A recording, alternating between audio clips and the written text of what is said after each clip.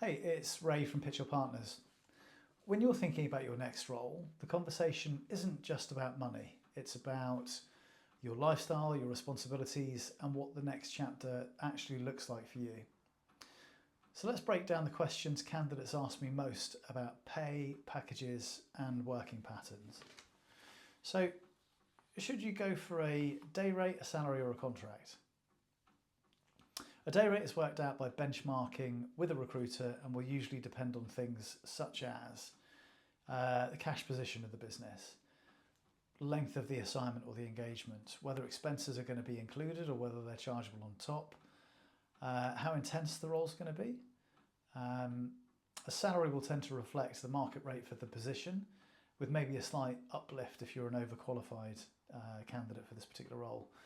A fixed term contract will usually mirror salary, but it will bundle in any other benefits such as a bonus or benefits such as pension and that sort of thing into one clean number. None of these options are better; they just suit different situations. Are my salary expectations realistic for the market? So this will often come down to three main things that I see. One, how long you were in your previous role, how your responsibilities grew when you were with the business, and what the market is comfortable paying for someone with your level of impact.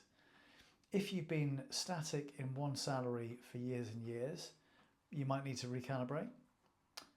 If you've been progressing consistently, you'll know quite quickly whether your expectations are in the right zone or not.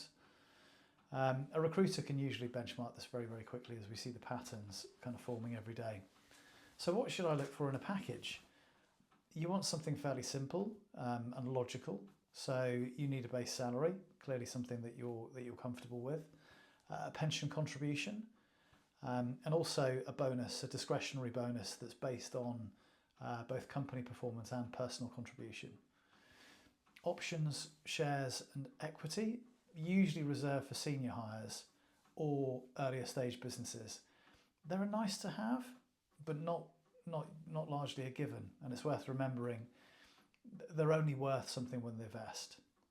Sometimes earlier stage companies will offer you equity to compensate for a reduced salary or to retain key people. Just don't rely on equity alone as your main reward mechanism. Is hybrid working still the norm?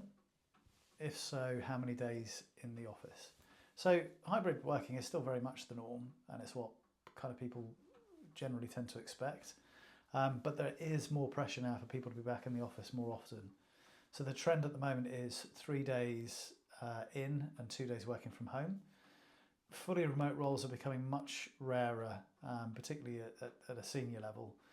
And honestly, most senior candidates do want some in-person time. They just don't want to give up the flexibility. So your pay and working patterns should match where you are in life, not just where you are in your career. Think about the value that you bring and your appetite for risk and what balance feels sustainable. If you want help benchmarking your expectations or navigating a package discussion, please feel free to reach out. More than happy to help and give you my thoughts.